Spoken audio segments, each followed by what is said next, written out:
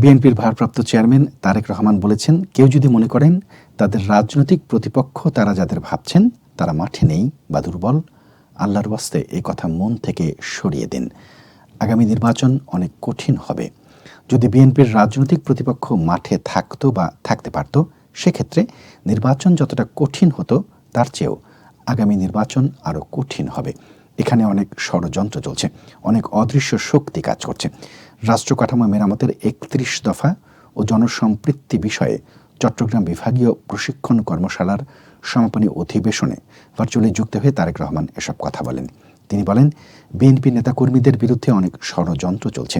ছাত্রদল, যুবদল, মহিলা দল কিংবা স্বেচ্ছাসেবক দল যাই হন না কেন, আল্লাহর ওয়াস্তে এটা একটু চিন্তা করুন যে বহু ষড়যন্ত্র চলছে।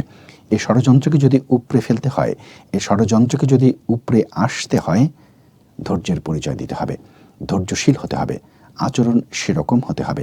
প্রধান অতিথির বক্তব্যে তিনি বলেন, বিএনপি বিশ্বাস করে না নিশিরাতের নির্বাচনে, ব্যালট চুরির নির্বাচনে, বিশ্বাস করে জনগণের ম্যান্ডেটে।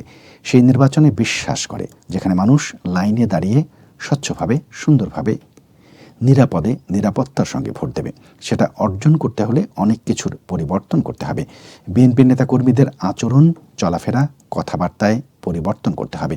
জনগণকে সঙ্গে রাখতে হবে, জনগণের সঙ্গী হতে হবে।